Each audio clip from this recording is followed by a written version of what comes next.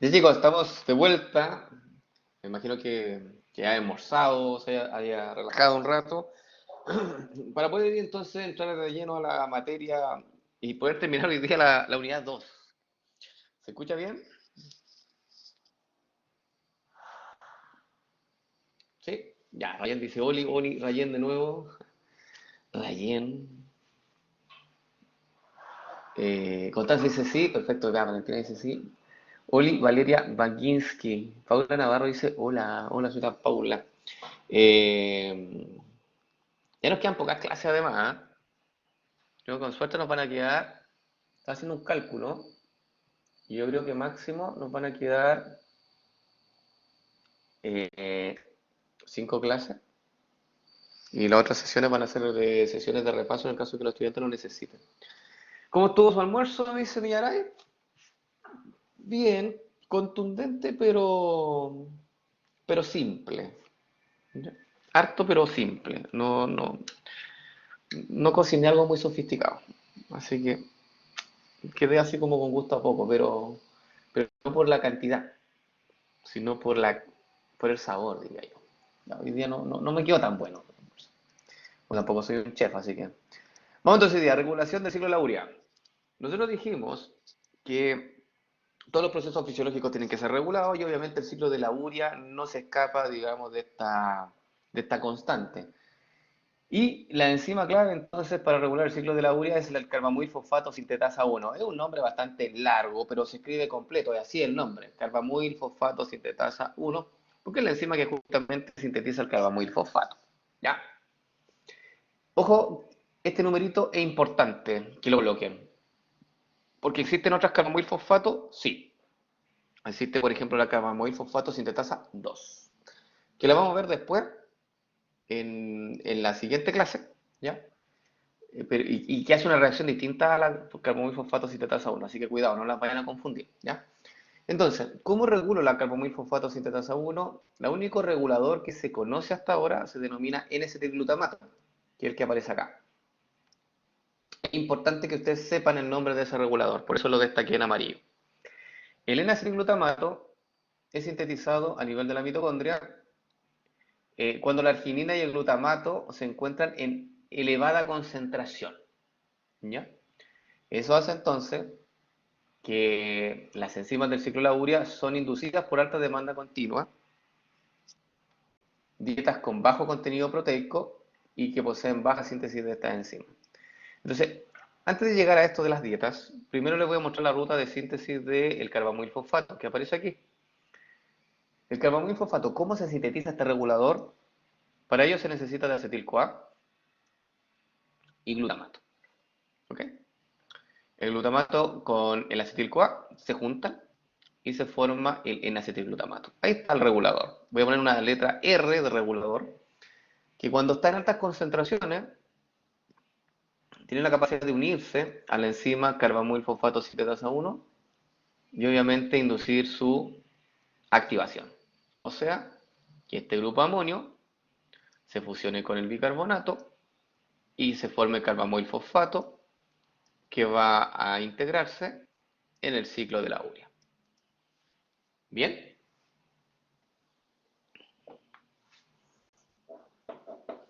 ¿Sí? Bien, no es importante, chicos, que se aprendan cómo se sintetiza el carbamoil fosfato, perdón, cómo se sintetiza el N-acetilglutamato. No, no, ni tampoco que se aprendan la, la estructura química. No, simplemente saber, ¿sí? Que el N-acetilglutamato es un regulador positivo de esta enzima. ¿Ya? Entonces, un feedback positivo, sí, pudiera hacerse como un feedback positivo, pero ojo, cuidado con eso, Cristian, porque un feedback positivo es cuando el producto final estimula a la enzima. Y este caso no es así, no es que el producto final estimula a la enzima. Este producto se genera como en forma independiente. ¿Ya? Mira, te lo puedo mostrar acá en esta imagen. Voy a borrar, sí, esto ya lo habíamos hablado, ¿cierto? Entonces, cuando la célula encuentra que hay altos niveles de... Voy a leer lo que dice anteriormente, ¿eh? Mira, dice, ahí está. Cuando la arginina y el glutamato se encuentran en elevada concentración en el hígado, entonces arginina y glutamato, los vamos a buscar aquí, ¿dónde está? Arginina, aquí está el glutamato, aquí está el glutamato. ¿La arginina dónde está? Debe estar aquí está la arginina. Ya. Entonces, cuando esas dos moléculas están en alta concentración, inmediatamente se activa la síntesis de de N-acetilglutamato, perdón. ¿Ya? Entonces, ¿y eso cómo se logra? Voy a ver acá, un segundo. Ahí. Voy a poner aquí glutamato más acetil-CoA. Eso se fusionan. Entonces eso lo voy a dejar aquí. Y se sintetiza a nivel del citoplasma. Entonces el glutamato más acetil-CoA um, se juntan y forman entonces el regulador, que se llama N-acetilglutamato. Voy a poner aquí N-acetilglutamato. Pueden ponerle un guión si quieren.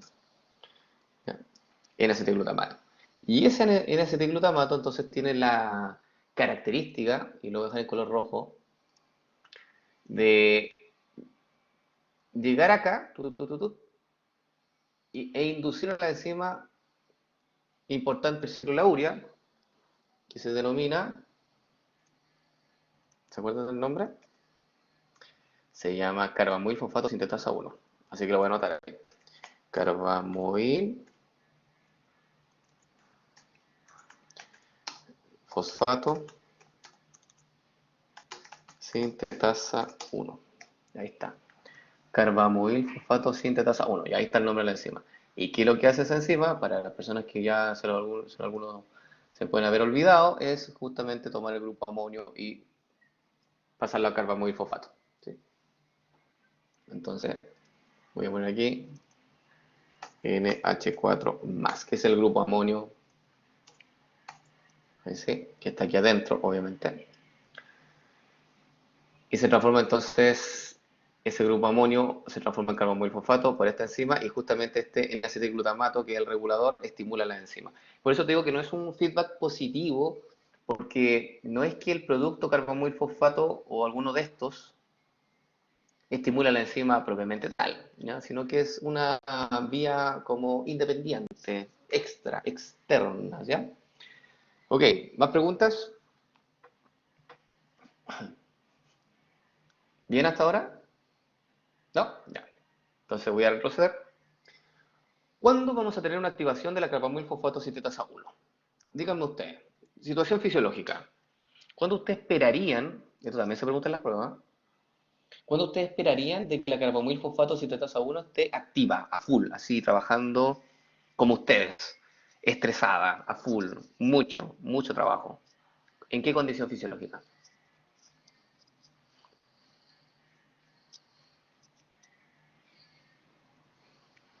Me refiero a condición fisiológica, por ejemplo, ¿en qué tipo de dieta? A eso me refiero a condiciones fisiológicas. En ejercicio, muy bien. En ejercicio, la carbamil fosfato sintetasa 1 va a estar funcionando full. Súper. En ayuno, correcto, también. ¿Y cuándo más? Falta un escenario más. Falta uno. Ejercicio, ayuno y falta uno. Cuando comes mucha proteína, efectivamente. Y eso es lo que sale acá. Dice, aumenta la síntesis de urea en estos tres escenarios. Y por lo tanto, si aumenta la síntesis de urea, tiene que aumentar la función de la carbamoil fosfato sintetasa 1. Y esos escenarios son alta dieta de proteína. Si te mandas un batido proteico, si comes un asado, si eres de los que va a comerse un pollo asado completo, claramente ahí la carbamoil fosfato sintetasa 1 tiene que funcionar a full porque tiene que mandar mucho grupo de amonio al ciclo de la urea. Entonces, es normal eso. Dietas con déficit de aminoácidos esenciales, por ejemplo, dietas que tú no consumas aminoácidos y necesitas de alguna forma obtenerlos de la proteólisis de la proteína interna, tiene que haber entonces ahí aumento de la eliminación de ese grupo amonio y por lo tanto la carbamoil-fosfato citratasa 1 también va a estar activa. En ayuno, muy bien, y en ejercicio, que faltó acá. ¿Ok? En ejercicio, efectivamente, pero no cualquier ejercicio, ¿ah? Un ejercicio extenuante, un ejercicio que catabolice los músculos. No, no un trote o una caminata así en el parque. No, no, ese no, difícilmente va a activar mucho la carbamoil-fosfato citratasa 1. ¿Vamos bien?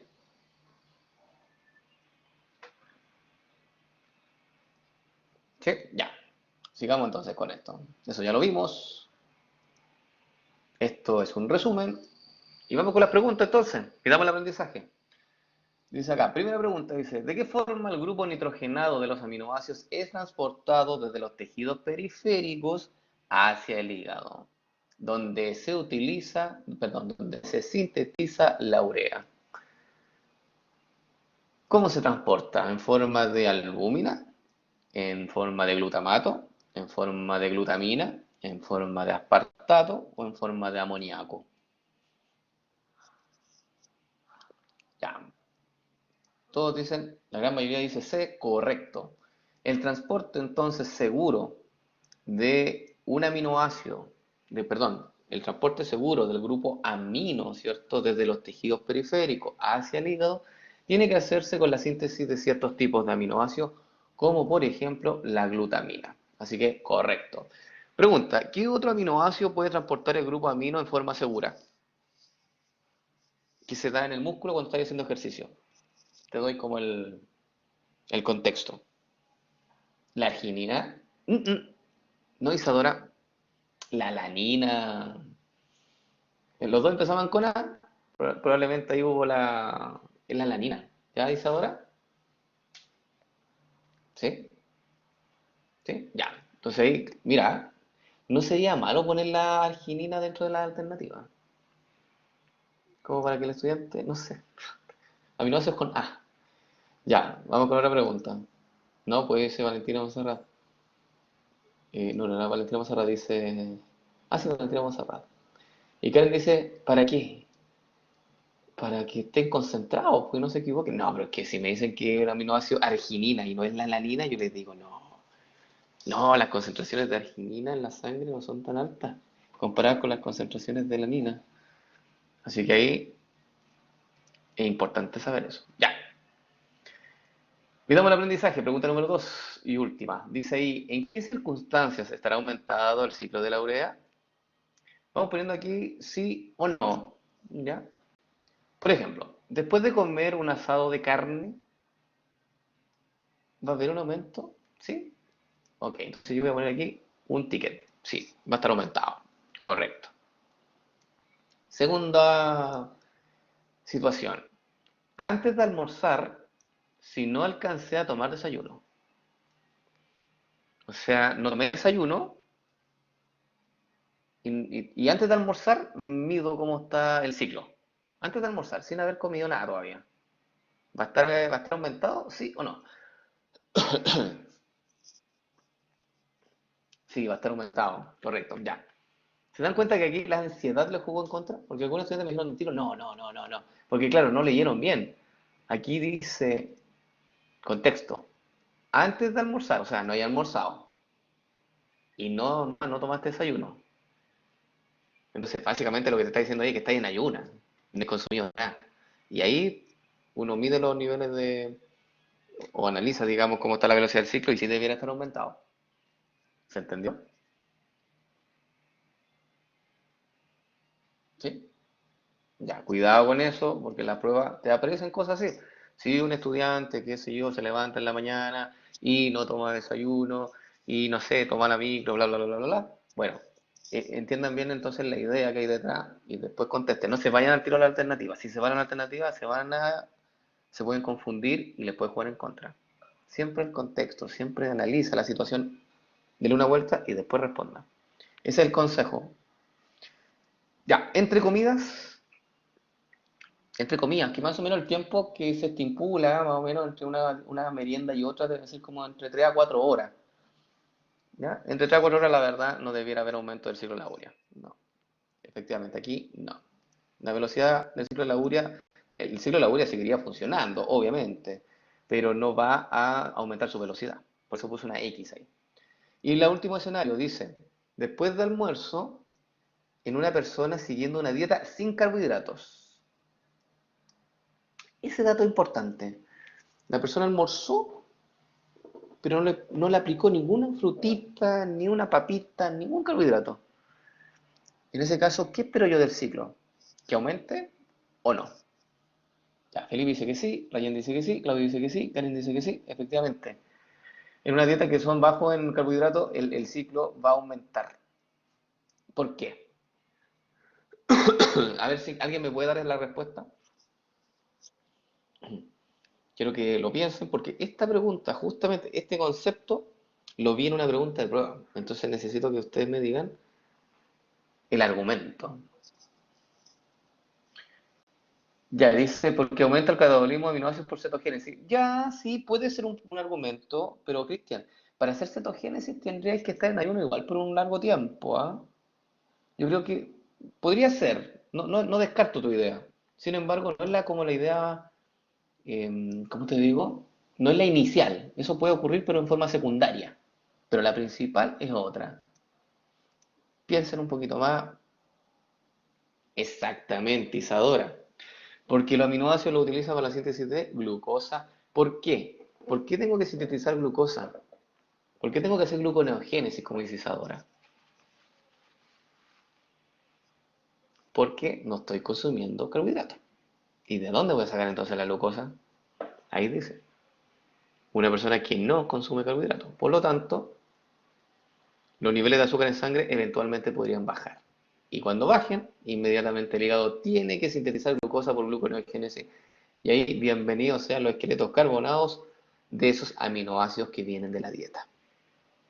Bien, bien Isadora, ahí les di ya una respuesta de prueba. ¿Eh? Bien Isadora. Ahí. Cristian dice, porque hay polisemia. Ya, perfecto. Y no tenemos carbohidratos. Exactamente, ahí también Cristian. Ahí sí dio la razón. Bien Cristian, ahí diste la razón primaria. ¿Ya? Que puede después generar cuerpo cetónico. Ya, eso puede ser, pero un poquito más a largo plazo. Por eso te dije que esto es como un evento secundario que podría generarse y depende, obviamente, tenemos que hacer el análisis de la temporalidad, de cuánto tiempo lleva haciendo la dieta y obviamente eh, el estado fisiológico del paciente. ¿Vamos bien? ¿Sí? ¿Tienen alguna consulta o duda? Porque con esto terminamos entonces lo que teníamos pendiente del módulo anterior.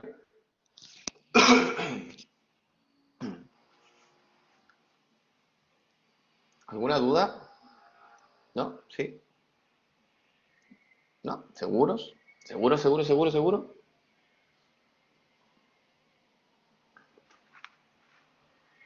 Aprovechen, ¿sí? Segura, dice Ryan. Ya, segura. Le creo, Ryan. Veo seguridad en su respuesta. Ya, vamos entonces ahora a la sesión 41, que es la última sesión de la unidad 2. Por lo tanto, hoy día termino la unidad 2 con ustedes. Es una sesión corta, por si acaso la 41. Tiene, en este caso, a ustedes tienen como 15 diapos, yo dejé 12 nomás, porque voy a hablar de lo más importante y que obviamente a usted le sirva de lo que vamos a hablar que tiene que ver con la síntesis y degradación de base nitrogenada. De base nitrogenada. ¿Ok? Dos preguntas de Solemne de esto. Dos preguntas de Solemne. Claudio Díaz dice, profe, envíame el link. Ah, bueno, no hay problema. No sé si lo dejé como linkeado. Déjame echar un vistazo. Ah, sí, lo dejé como para linkear.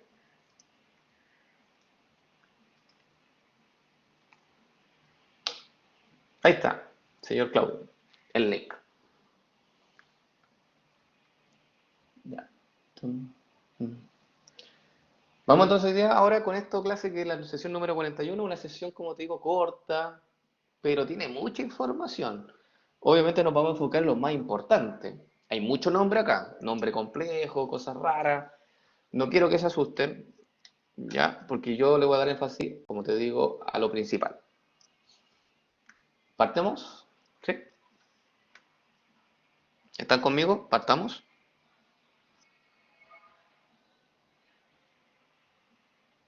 ¿Sí? ¿Todos de acuerdo? Ya. Vamos entonces.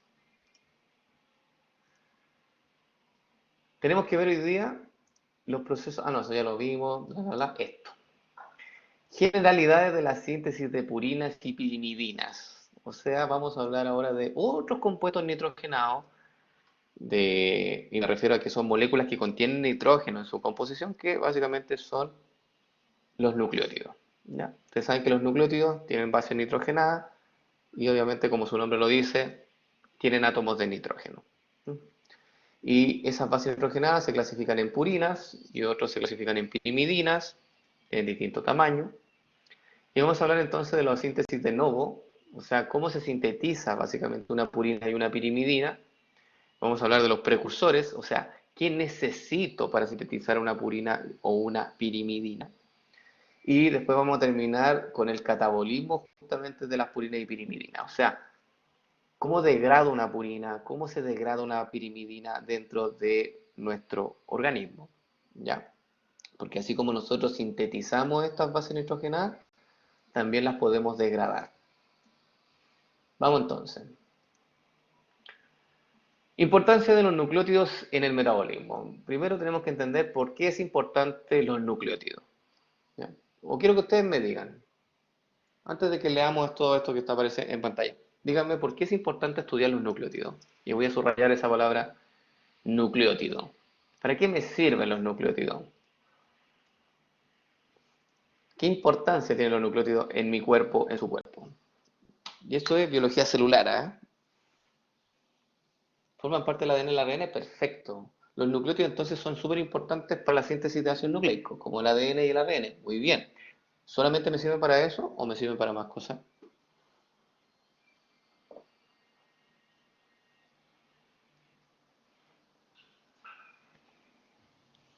Esto, aquí integren todo lo que vimos de metabolismo, todo lo que vimos de bioquímica. Ahora, bioquímica, quiero que se enfoquen. Exactamente, Cristian. Los nucleótidos además sirven para dar energía, ¿sí? Por ejemplo, nómbrenme dos nucleótidos que sirven como para el aporte energético. Nómbrenme dos nucleótidos que sirvan para donar energía. El ATP y el GTP, correcto. ¿Ya?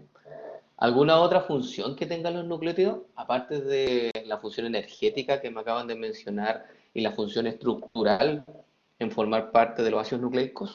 ¿Alguna otra función? Porque quedan más funciones, ¿eh? Señalización, muy bien Isadora, efectivamente. Como segundos mensajeros, como dice acá. ¿Ya? Un ejemplo de ello es el AMP cíclico o el GMP cíclico. Esos son segundos mensajeros que se producen por activación de receptores de membrana, lo que lleva entonces a una señalización. Así que sí. ¿Alguna otra aplicación que tengan los nucleótidos?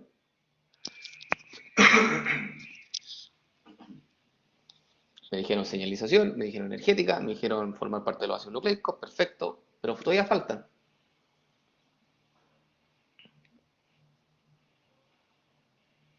Ya, pues chicos, ¿qué pasa con obstetricia? Medicina, la creme de la creme, hoy día presente.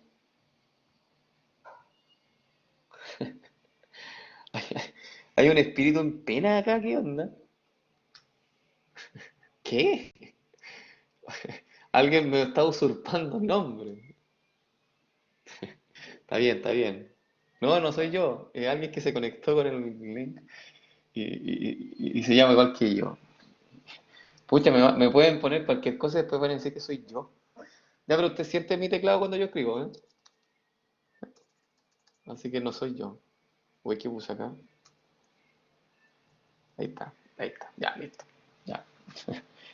No, no he respondido nada, si era alguien que respondió. Ya, súper.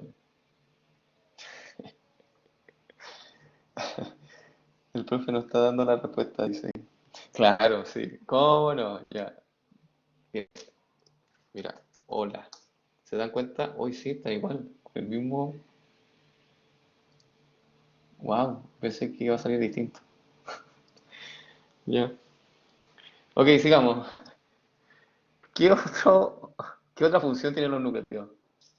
Ya me dijeron señalización. Me dijeron formar parte de los ácidos nucleicos. Súper. Me dijeron eh, energética. Componen coenzimas. Perfecto. Por ejemplo, aquí dice, mira, los nucleótidos como la adenina son componentes de las coenzimas como el NAD, el NADP+. Todas esas coenzimas que nosotros vimos, ¿ya? Están formadas por, en este caso, este nucleótido que se llama de adenina. Así que también tiene otra aplicación. Y por último, que les faltó a ustedes mencionar, es esta. Muchos intermediarios metabólicos activados como la UDP-glucosa presentan nucleótidos. ¿Se acuerdan que para sintetizar una molécula de glucógeno, la glucosa tenía que estar activada? ¿Se acuerdan de ese dato? ¿Sí? ¿Se acuerdan? Eso entró en la Solemne 2. Pero ¿se acuerdan que para poder generar una molécula de glucógeno, que es una molécula de reserva en el músculo y en el hígado, previamente se tenía que activar la glucosa? Ya. ¿Y qué significa activar la glucosa? Significa pegarle un UDP. ¿Sí? Y el UDP es una uridín difosfato, o sea, un nucleótido. Por lo tanto, los nucleótidos tienen varias funcionalidades dentro de una sola. No siempre piensen que los nucleótidos son para la síntesis de ácido nucleico. No, tienen más aplicaciones. Entonces, resumiendo, los nucleótidos sirven para otorgar energía mediante el rompimiento de enlaces químicos. Además, sirven como intermediarios metabólicos activados para activar algunas moléculas para generar macromoléculas. También, hay tres. Dice, muchas vías metabólicas están reguladas con concentraciones de ATP, ADP, ¿se acuerdan? Entonces son reguladores también. ¿Ya? Ahí dice, Isadora, regulan vías, efectivamente. No solamente son moléculas que forman parte de una ruta metabólica, sino que pueden regular una ruta metabólica. Además, los nucleótidos pueden también generar segundos mensajeros para generar comunicación celular, mediada por proteína G, digamos, dice acá, que pueden activar y controlar otras rutas metabólicas. Y finalmente, los nucleótidos también son importantes para la síntesis de algunas coenzimas. Entonces, la relevancia de estudiar los nucleótidos es clara. O sea, tenemos que saber cómo se sintetizan, cómo lo eliminamos en forma eficiente en nuestro cuerpo. ¿Ya? Y obviamente más adelante vamos a ver qué pasa si no eliminamos eficientemente un nucleótido. Pueden generar algunas patologías. Y vamos a ver una. Pero primero vamos a partir con la síntesis. ¿Cómo sintetizo los ácidos nucleicos? Esa síntesis se dice síntesis de novo. De novo significa de nuevo, todo de cero. Armar un nucleótido de la nada, ¿sí? Obviamente teniendo unos ingredientes que son más que ingredientes, unos sustratos, ¿cierto? Que son básicos y a partir de ellos tú puedes construir un nucleótido. Entonces voy a leer todo lo que es este esquema, mira, para que podamos comprender. Si yo quiero sintetizar un nucleótido de nuevo, dice que esta vía comienza a partir de los aminoácidos. O sea, necesito consumir aminoácidos para sintetizar nucleótidos. Por eso lo voy a dejar destacado. Y además se necesita de ribosa 5-fosfato. Pregunta, ¿de dónde saco la ribosa 5-fosfato? ¿De qué vía metabólica puedo obtener la ribosa 5-fosfato? Vía de las pentosas. Bien, bien, señor o señorita, eh, no sé quién es, pero bueno. Oye, qué intrigante esto, primera vez que me pasa. Estoy, estoy sorprendido. Ya.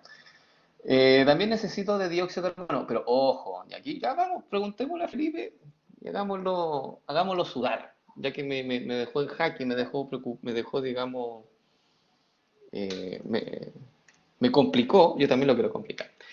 Vamos entonces, dióxido de carbono. El dióxido de carbono, nosotros no podemos utilizar dióxido de carbono propiamente tal, no podemos fijar el dióxido de carbono. ¿Por qué no?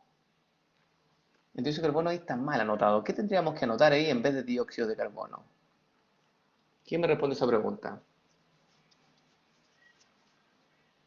Exactamente, bicarbonato. Wow. ¿Y cuál es la fórmula del bicarbonato?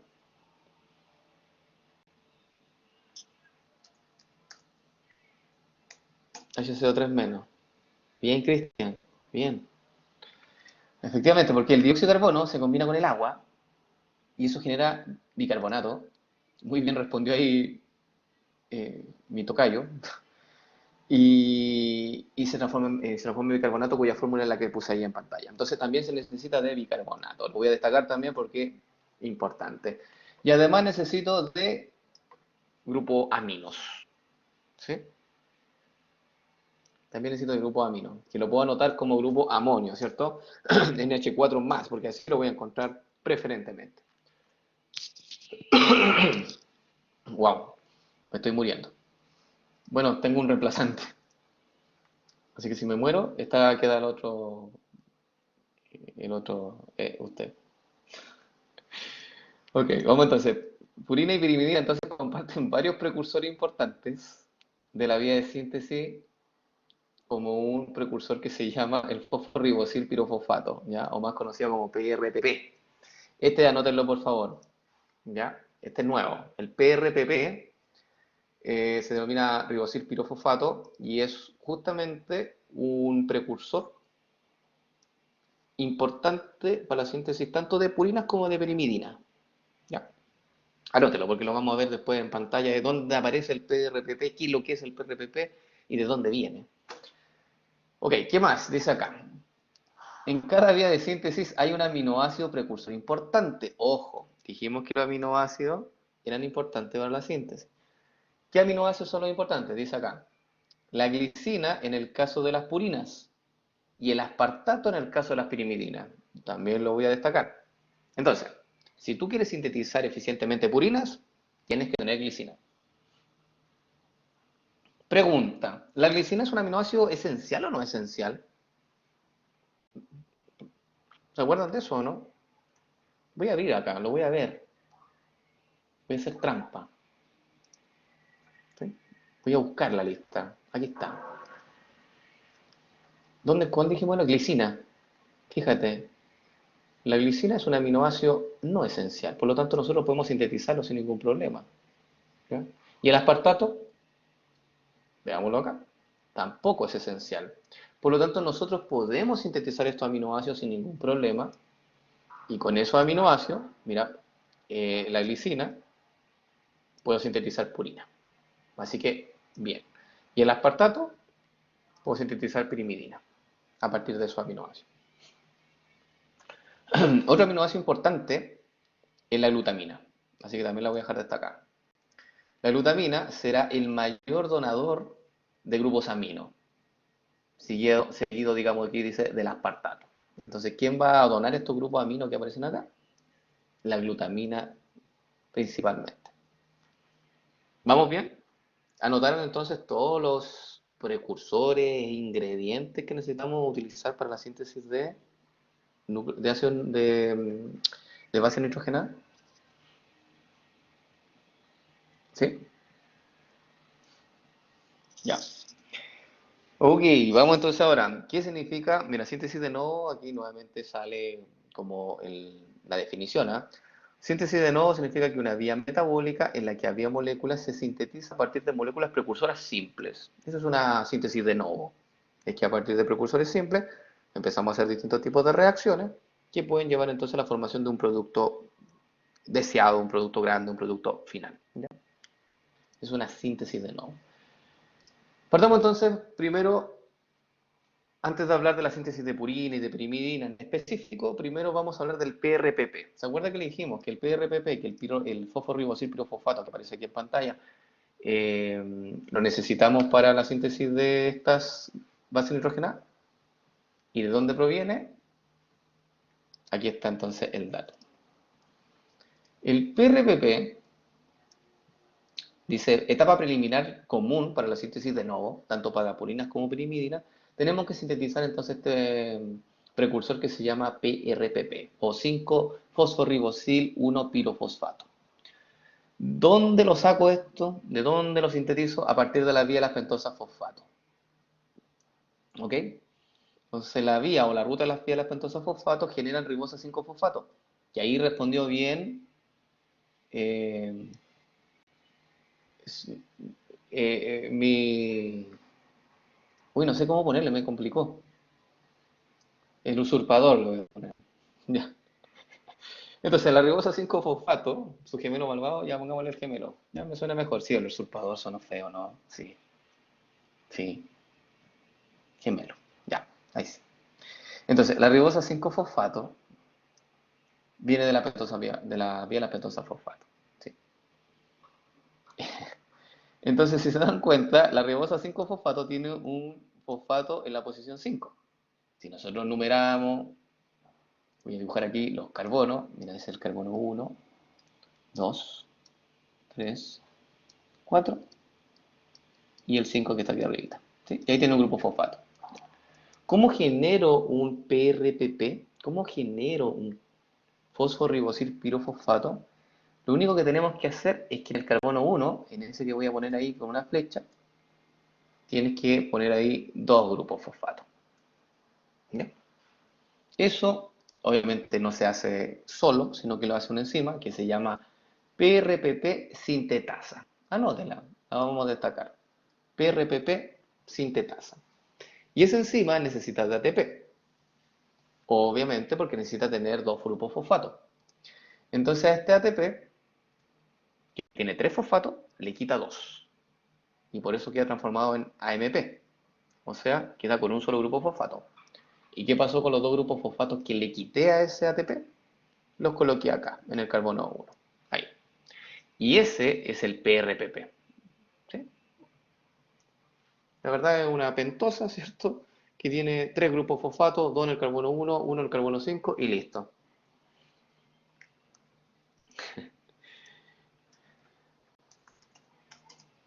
Esto es épico, ¿eh?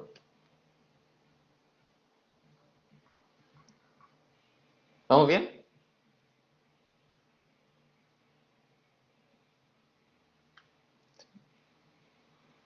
Esto es épico. ¿Todo bien? Ah, aquí tenemos otro Felipe. Felipe Andrés, es verdad, Felipe. Ya. Ok, dice acá. Entonces, este PRPP nos sirve para la síntesis tanto de purinas como de pirimidina. Es como un ingrediente o un precursor común. ¿Cómo regulo la síntesis de PRPP? ¿Cómo regulo la enzima PRPP sintetasa que dice ahí? Se activa por fosfato inorgánico y se inhibe por altos niveles de ATP o GDP. ¿Ya? Eso es como memoria. ¿Eh? Entonces, si la célula encuentra que hay altos niveles de fosfato inorgánico, va a activar justamente a la enzima. Pero si no, si hay altos niveles de ADP o GDP, en ese caso se va a inhibir la enzima y por lo tanto va a bajar la síntesis de PRPP, por consiguiente la disminución de la síntesis de base nitrogenada. ¿Preguntas?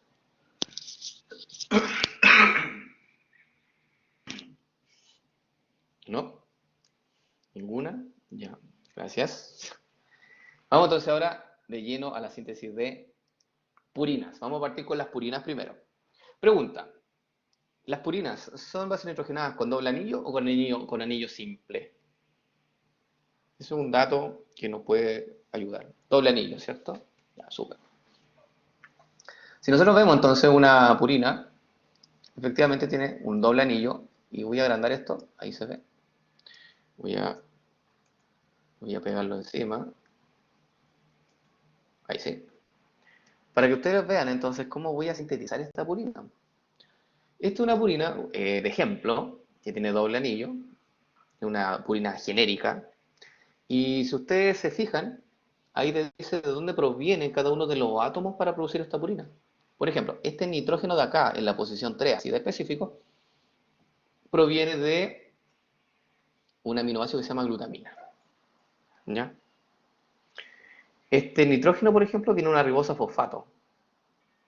Todo esto de acá que está en amarillo proviene de la glicina, de un aminoácido. Este carbono proviene del bicarbonato.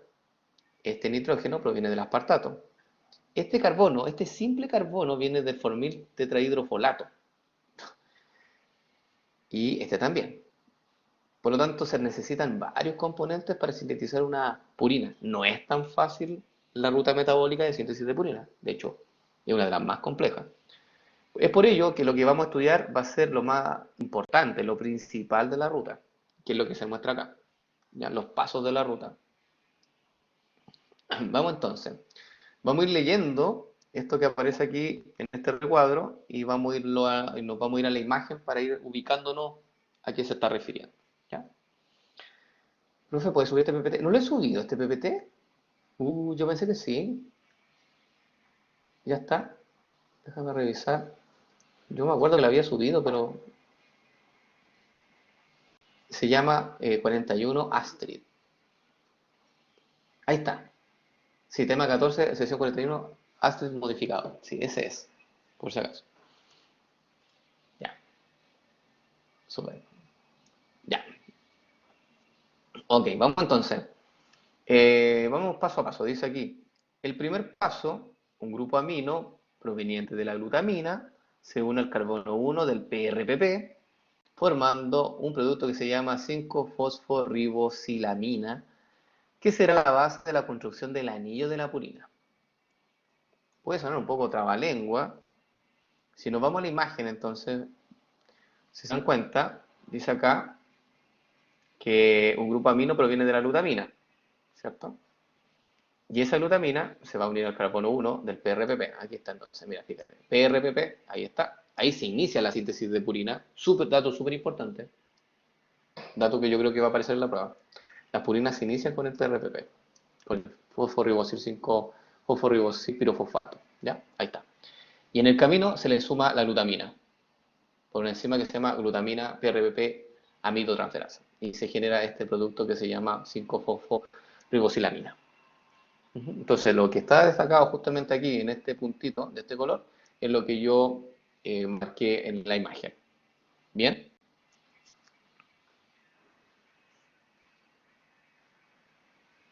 ¿Sí? Exactamente, Felipe. Las pirimidinas, no, perdón, las purinas inician con PRPP. Las pirimidinas no. Las pirimidinas que vamos a ver en un rato más, ellas no inician con PRPP. ¿Se utiliza PRPP en algún minuto? Sí, pero no es la molécula que inicia la ruta. ¿Ya, Felipe? Ese dato es súper interesante e importante que ustedes lo tengan claro. Ya. Vamos entonces. Vamos con este segundo punto. Lo voy dejando de colores distintos, ¿ah? Yo creo que sí puede ser mucho más didáctico de que ustedes lo puedan entender. Ahora, naranjo. Creo que es naranjo, dice acá. Dice, el primer intermediario metabólico de esta ruta que se presenta es un anillo purínico que se llama inosinato. O sea, este de acá, el inosinato. Ese entonces es el primer anillo purínico. Es la primera vez que se va a cerrar un anillo y se le denomina inosinato, ¿ya? Por si acaso. Aprendas ese nombre, inosinato. Vamos bien con ese segundo, no voy a decir segundo paso, voy a decir segunda idea. Vamos a la tercera idea de este color. Tercera idea. La conversión, la conversión de inosinato a adenilato requiere de la incorporación de un grupo amino proveniente del aspartato. ¿Ok?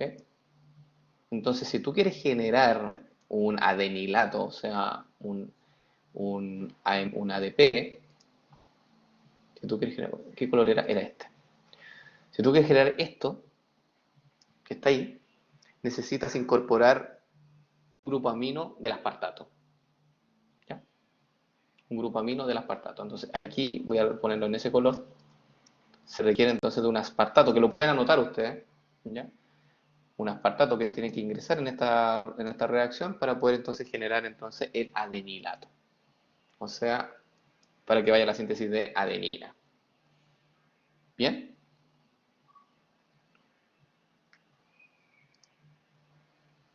¿Sí? ¿Sí? Ya. Y por último, bajaron este color, no, este color, que no sé qué color es este. Color ciruela. El color ciruela ya. Entonces vamos al color ciruela. Uy, se parece al otro, según yo. El rosado estimado. Pero ahí dice ciruela. Lea. Ciruela. Yo le creo a esto. Qué fantástico que te pongan los nombres. Póngale azul, profe. Ya, le voy a poner azul. ¿Este será azul? Azul oscuro, ya, azul oscuro. Ya, azul oscuro. Bien, lo achunté. Dice aquí. Si yo quiero ahora formar un guanilato, que es la guanina, la G, ahí necesito oxidar el IMP e incorporar un grupo amino, pero ahora proveniente de la glutamina. Entonces lo que está diciendo acá, que si quiero tomar esta ruta de acá para formar un GMP, necesito que aquí se incorpore un aminoácido que se llama glutamina.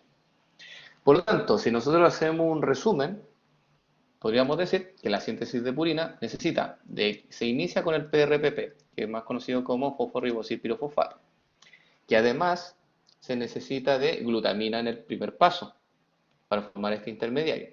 Después, con eso, genero varios pasos y genero la primera ciclación de la base que se llama inosinato o IMP. Y después se bifurcan para la generación ya sea de adenilato o de guanilato, y para eso necesito de aminoácidos específicos.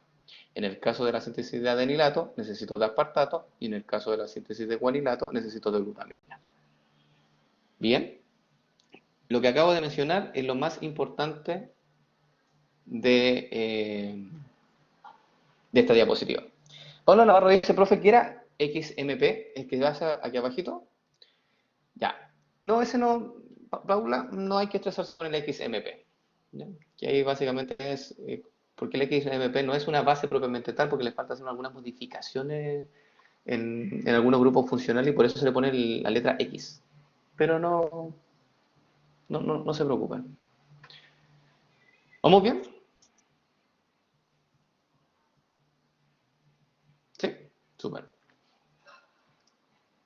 ¿Cómo se regula la síntesis de purina? Porque todo es regulado dentro de una célula.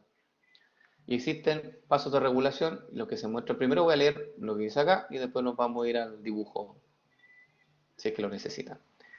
Dice, me voy a un espacio ahí. Dice, la glutamina PRPP aminotransferasa es una reacción irreversible que es la principal ruta reguladora o la principal enzima que se regula. Aquí me refiero con la glutamina PRPP, si alguien dice, es esta, se la voy a dejar de acá. La glutamina PRPP aminotransferasa es justamente la enzima que toma el PRPP con la glutamina, ¿sí? Y la junta y genera 5-fosforibosilamina, o sea, es la enzima que hace la primera reacción. Bueno, esa enzima se inhibe por IMP, se inhibe por AMP, se inhibe por GMP, o sea que se inhibe por los productos finales, porque estos son los productos finales. ¿Ya? AMP, el inhibidor, IMP, aquí está, que no es un producto, es un intermediario, y el AMP y el GMP. Ahí te marqué entonces todos los inhibidores. AMP, IMP y el GMP, entonces estos vienen para acá y inhiben justamente a esta enzima, a la primera enzima de esta ruta. ¿Cómo se llamaría en ese caso este mecanismo de regulación? A ver si alguien le puede poner un nombre genérico, general. ¿Cómo le podemos decir? Feedback negativo, muy bien Felipe. Feedback negativo, bien Valentina. Bien Ryan. Retronegativo. Ya sí se entiende, bien Pamela. Súper. Ya. Y mi gemelo se quedó dormido. Se durmió el gemelo, ¿eh? Ya. Vamos entonces ahora, dice acá, 2. Además, ahí falta una coma, ¿eh? Además, el exceso de GMP o de AMP inhibe específicamente su síntesis. ¿Ya? Después dice, el GTP es necesario el paso de IMP para MP. Y el ATP es necesario para el paso de IMP a GMP. Entonces vamos con este primero. El GTP, que es el que se muestra aquí abajito, lo voy a dejar en un color naranjo, yo creo. ¿Es naranjo? Sí, naranja. Ya.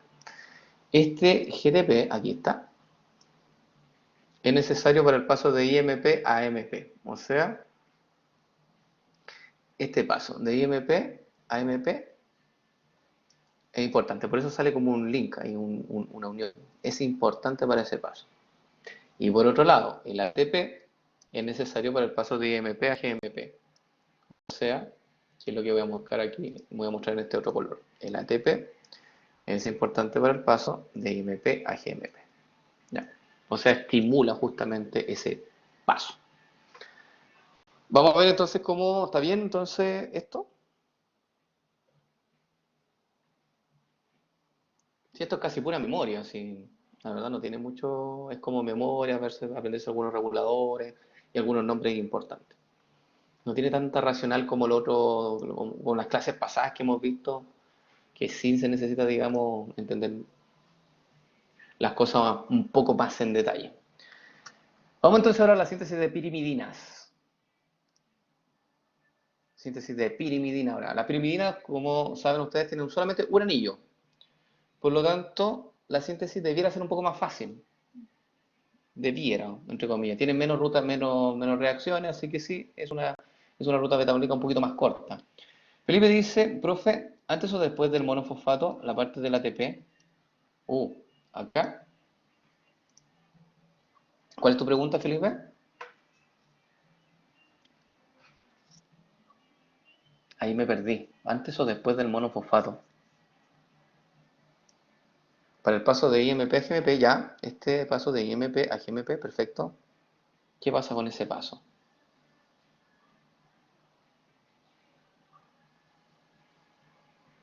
Si este ATP lo que hace es regular ese paso, así como antes, no, tiene que ser durante el paso.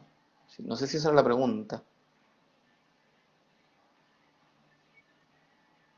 Y si utilizamos ATP, pero no hay un monofosfato.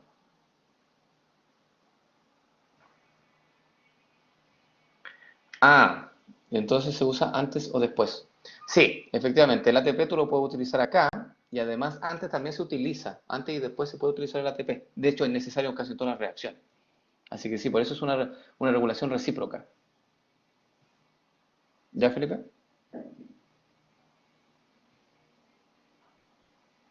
¿Sí?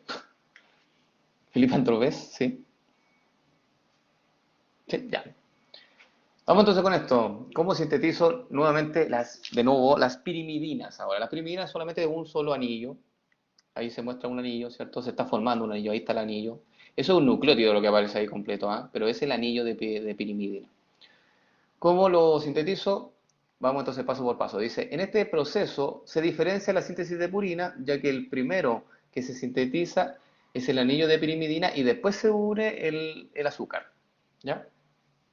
En el caso anterior, uno ponía el azúcar primero, no sé si se nos cuenta. En el paso anterior, uno colocaba el PRPP, que es el azúcar, y después se armaba el anillo.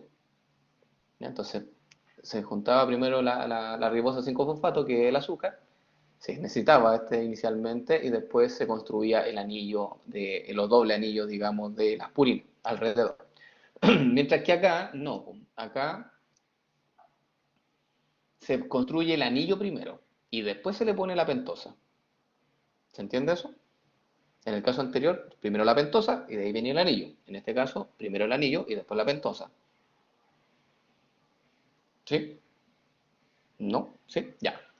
¿Y cómo genero el anillo de pirimidina? Mediante el uso de carbamoil fosfato. Que ojo, algunos estudiantes aquí se confunden y piensan que este carbamoil fosfato es el que viene de la desaminación oxidativa del glutamato y de la carbamoil fosfato sintetasa 1 y la respuesta es no.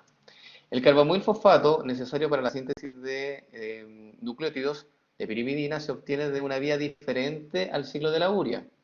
No es el mismo, ya que se sintetiza a nivel del citoplasma o citosol a partir de una enzima que se llama carbamoil fosfato sintetasa 2. Todo eso es importante. Entonces la enzima que sintetiza el carbamoil fosfato, que es el que se muestra aquí arriba, déjame marcarlo acá. Ese carbamoil fosfato que está ahí, que inicia la síntesis de pirimidinas, no viene de la carbamoil fosfato sintetasa 1, no viene del ciclo de la urea, sino que viene de una reacción que se realiza a nivel del citoplasma por una enzima que se llama carbamoil fosfato sintetasa 2. ¿Ya? Y es primera vez que aparece ese nombre. Siguiente paso, dice acá.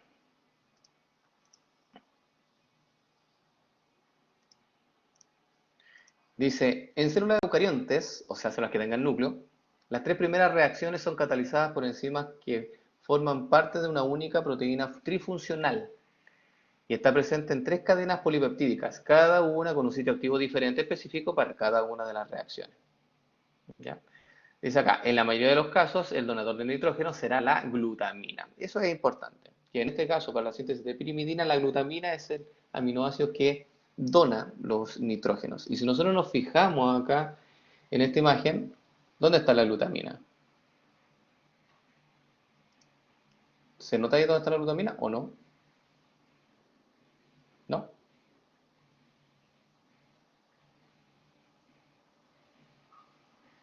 ¿Se nota o no? ¿No la ven? A ver, déjame ver el esquema.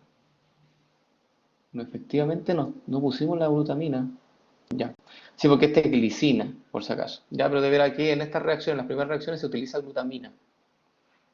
Pero lamentablemente en esta imagen yo pensé que lo habíamos puesto, ¿ah? Ahí mis disculpas. Imagino que esta imagen vamos a tener que cambiarla después. Ya. Pero en este caso, entonces, el nitrógeno es aportado por este aminoácido que se llama glutamina y que debiera aparecer en las primeras reacciones de esta vía metabólica. Y dice acá que la regulación de esta vía metabólica ocurre a nivel de la enzima aspartato transcarbamilasa, que es inhibida por CTP, que es el producto final de la secuencia. Entonces, la enzima clave de esta reacción es esta, la que voy a destacar en amarillo. Ahí dice aspartato trans, voy a hacerle un zoom. Ahí está. Esa enzima, la que hace la primera reacción, que toma el aspartato y lo transforma en N-carbamoil aspartato. Bueno, esa reacción es llevada a cabo por esta enzima, anótela, que se llama aspartato transcarbamoilasa, y esta enzima se regula negativamente por el producto, por CTP. Entonces CTP, ahí está, puede ir e inhibir alostéricamente a la enzima mediante un feedback de tipo negativo. ¿Qué quiere decir esto? Que si tenemos mucho aumento de los niveles de citidina, trifosfato o citidina trifosfato en una célula, los niveles de síntesis de nuevo empiezan a disminuir. Es como un feedback negativo, si tenemos mucho de esos tipos de nucleótidos, entonces mejor inhibir la síntesis. ¿Bien?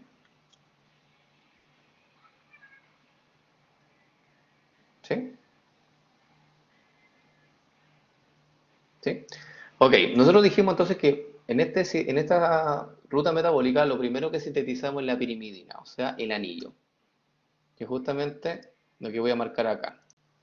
Este es el anillo que estoy tratando de formar, ahí se formó, le hago unos cambios al anillo y después que tengo el anillo listo, ahí después le coloco el azúcar. Entonces, mira, fíjate, ahí tengo el anillo, pero ahora le puse el azúcar. Ahí está. Y el azúcar viene del PRPP, que se suma al medio más o menos de la ruta para entonces unirse y generar ahora el nucleótido. ¿Ya? Entonces, aquí es muy distinto a como lo hacían las purinas, porque la purina partía la síntesis con el PRPP. Acá no, el PRPP se suma en el camino. ¿Más preguntas?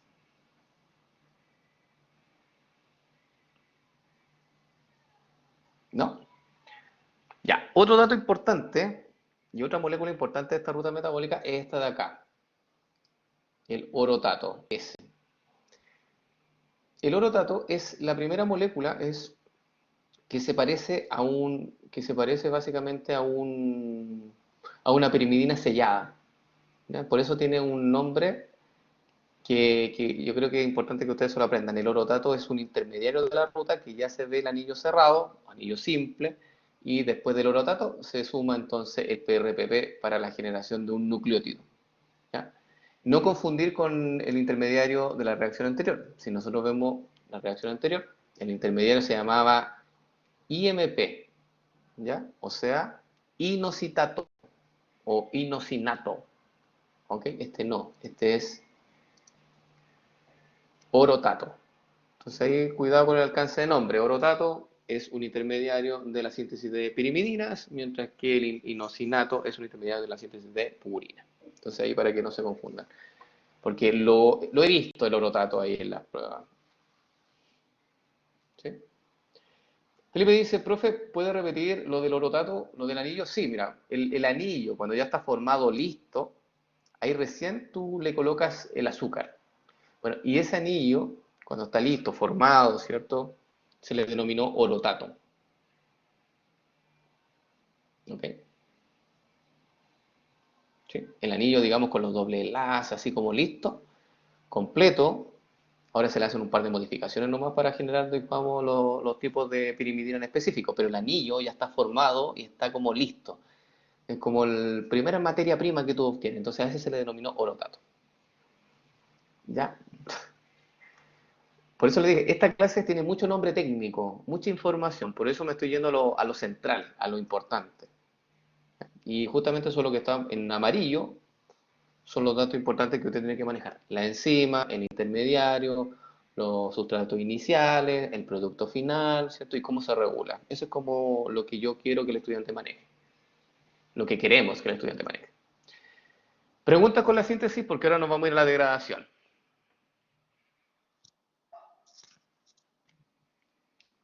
¿Todo bien? Ya. De la degradación es mucho más fácil, mucho más simple. Mira, catabolismo, primero vamos a hablar de la degradación de las purinas. ¿Nosotros podemos degradar purina? Obvio que sí. No podemos degradar un montón de moléculas para que no se acumulen en nuestro cuerpo porque podrían ser tóxicas. Y aquí dice que el GMP y el AMP, o sea, las guaninas y la adenina, ¿cierto? Que son purinas, se tienen que degradar por un metabolito común que se llama xantina. ¿Ya? Algunos le dicen chantina, pero es xantina. ¿Ok?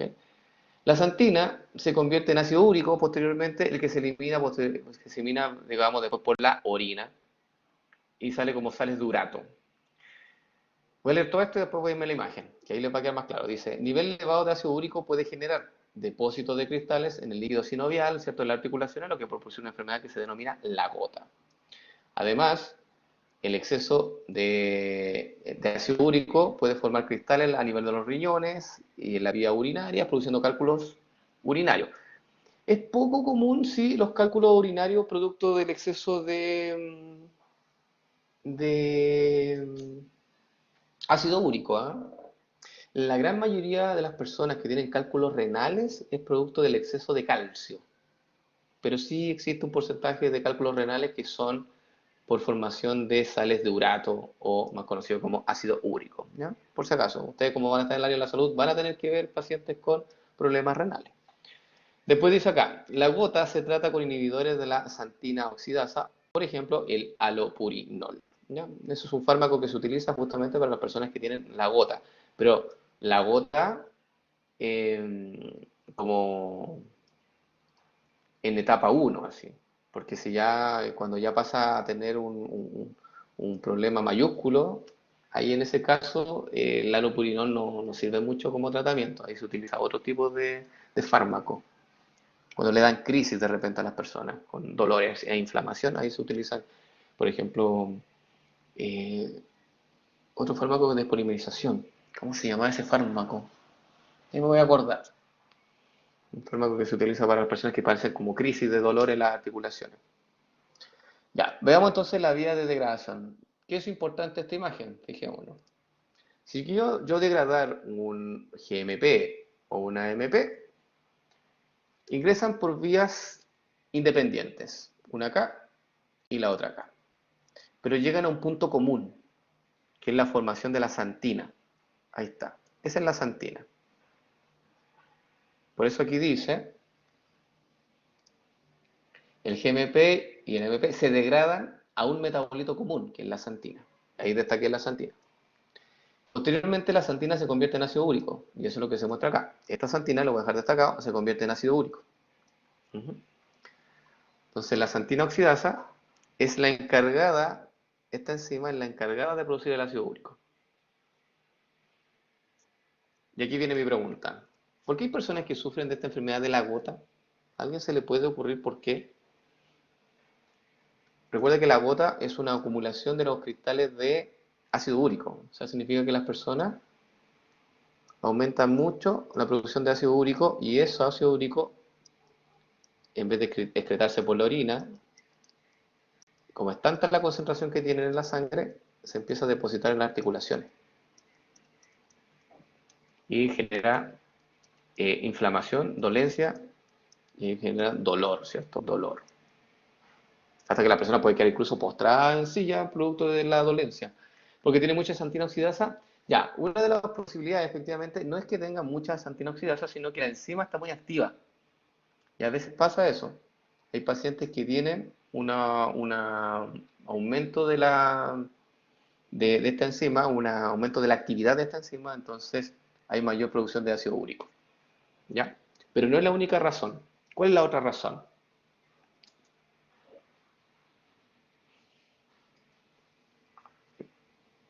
Paula dice, porque esto sería como la retroalimentación positiva, porque es como un aumento, no se inhibe.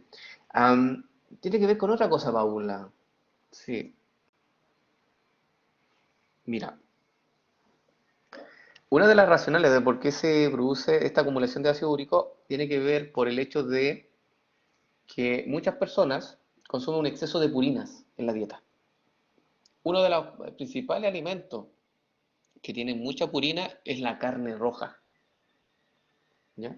Entonces, eso implica de que va a llegar muchas purinas al nivel hepático y el hígado va a tener que degradar esas purinas cuando están en exceso. Entonces va a producir mucha santina y la santina oxidasa va a producir mucho ácido úrico. Por eso lo primero que se le recomienda a una persona que empieza a tener problemas en las articulaciones producto de la deposición de ácido úrico justamente en esa zona es disminuir el consumo de carnes rojas. ¿Sabían eso?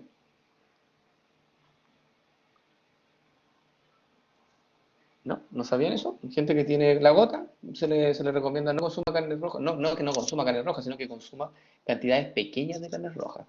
Ya, no tanto. Y ya cuando ya el efecto se presenta, digamos, el problema, a veces puede ser genético incluso, la producción de ácido úrico. Hay gente que endógenamente produce mucho ácido úrico. En ese caso, tú puedes recurrir ahí a los fármacos. Y uno de los fármacos es la santina, es el alopurinol, perdón. Aquí está, el alopurinol. Y el alopurinol bloquea justamente a la santina oxidasa. Ese es el mecanismo de acción que tiene ese fármaco. Y al bloquear la santina oxidasa hay una baja de producción de ácido úrico y por lo tanto hay menos deposición en las articulaciones y lo que baja la dolencia. Ujú. ¿Ok? Y la santina oxidasa es un inhibidor de tipo reversible y por lo tanto hay que consumirlo, perdón, el alopurinol, estoy pegado. El alopurinol es un fármaco que actúa en forma reversible, por lo tanto hay que estarlo consumiendo en forma constante para poder tener un alivio al problema de la gota. ¿Preguntas con esto, chicos? ¿No? Nos quedan 4 minutos, ¿no? ¿O nos quedan 10 minutos? 9 minutos parece. ¿10? Ya. 9 minutos, sí. No nos queda nada, nos quedan dos diapos. Vamos entonces ahora a ver cómo se catabolizan las pirimidinas. Ya, el producto de catabolismo de la pirimidina es distinto de las purinas. Dice acá. Degradación de los nucleótidos de pirimidina. Las pirimidinas que tenemos que degradar son la citidina y obviamente el uracilo y la timina. Ahí está. Uridina, la citidina, entonces el uracilo y la timina que corresponden entonces a las pirimidinas. Para degradarlas pasan por vía independiente, pero en algún momento se juntan. ¿Ya? Los productos de desecho son, fíjense acá, si tengo que degradar una citidina, uno de los productos que se genera es betalanina. Y esa betalanina se puede generar acetil-CoA. Ese acetil-CoA obviamente tú no lo botas en la orina. El acetil-CoA se puede utilizar para el ciclo de Krebs o para algo que se requiere dentro de la célula. Pero quiero que se fijen en la imagen y quiero que me digan cuál es el producto que sí o sí tenemos que eliminar de alguna forma. Porque el acetil-CoA no puedo eliminarlo. El metilmaleato tampoco. Este tampoco. ¿Cuál es el producto que se ve ahí en la imagen que tengo que sí o sí eliminarlo de alguna forma? El amonio, bien Rayen. Y el que te voy a dejar destacado aquí en otro color, en color verde. Ese y ese. Entonces, básicamente, durante el catabolismo de las pirimidinas, vas a tener producción de hidrógeno de otro color, ahí está. Producción de amonio, ¿ok? Y ese amonio, ¿hacia dónde tiene que ir? Si el proceso se hace en el hígado, ¿hacia dónde tengo que ir y enviar ese amonio? ¿A la sangre? No creo que sea buena idea. Exactamente. Lo mandamos entonces al ciclo de la urea, lo convertimos en urea y lo eliminamos vía renal. Por lo tanto, el catabolismo de las pirimidinas genera urea finalmente, mientras que el catabolismo de las purinas que vimos anteriormente genera ácido úrico como producto de desecho. Eso es súper importante que el estudiante sepa que el catabolismo de los distintos tipos de base nitrogenada es distinto según el tipo de base nitrogenada que estemos hablando. Voy a leer esto último, dice acá, las vías de degradación de las pirimidinas producen habitualmente amoníaco, bueno, amonio, por lo que conducen a la síntesis de urea. Entonces, todo lo que yo le acabo de mencionar aquí está, digamos, en resumen. ¿Vamos bien?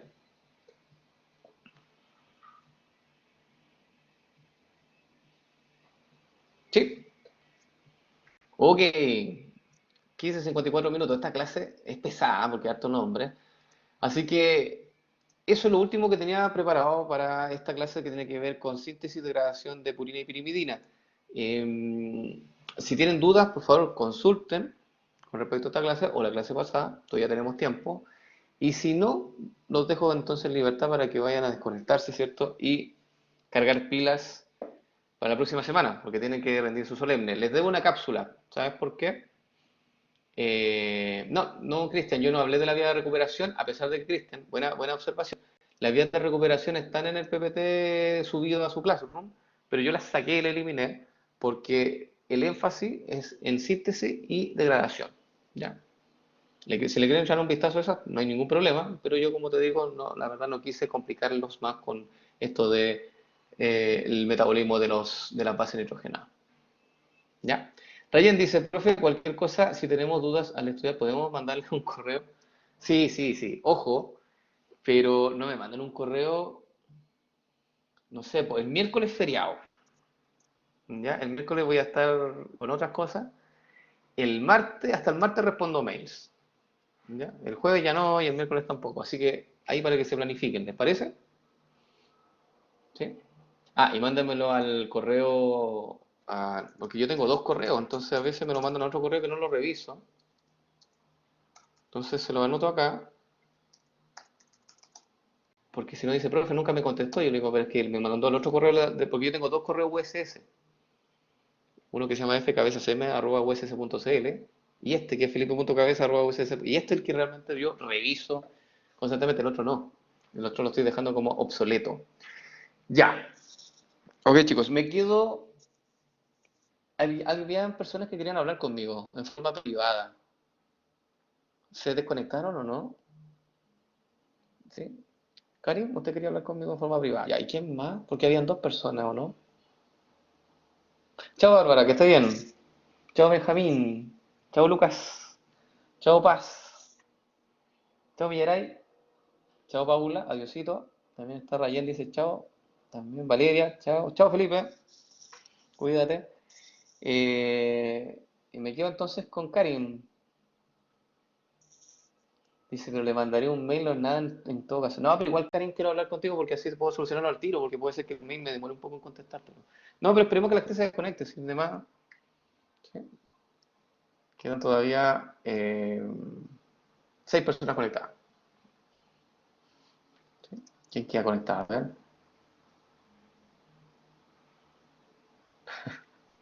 ¿Por qué Felipe está como presentador? Eh, Qué raro. Ya. Ok, vamos entonces con Sofía. Sofía Machoni, no sé si se habrá desconectado. Hoy por final de la sesión, mira, qué bien, ¿eh? No sabía eso. Ya, les pido entonces a Sofía, Valentina y Felipe, mi gemelo, que se desconecten para quedarme hablando entonces con Karim, que tiene un tema importante que mencionarme, me lo dijo en la sesión anterior. Así que eso, que estén bien, cuídense, que tengan un buen fin de semana y estudien para su solemne del nueve de noviembre. ¿Sí? Tiro largo hoy día, así que estoy cansado y me imagino que ustedes también. Así que vamos a sacar de sesión aquí a Sofía. Johnny probablemente se haya quedado dormido. Uy, nunca había eliminado a alguien. Ya. Dígame nomás, está Karim. Hola, profe, ¿cómo está? Bien. Qué bueno. ¿Qué le Quería pasó? hacerle una consulta. Lo que pasa es que, bueno, en mis notas no están muy buenas, entonces la verdad es que quería preguntarle si es que todavía tengo chance para salvar el ramo. Más que nada es eso. Espérate.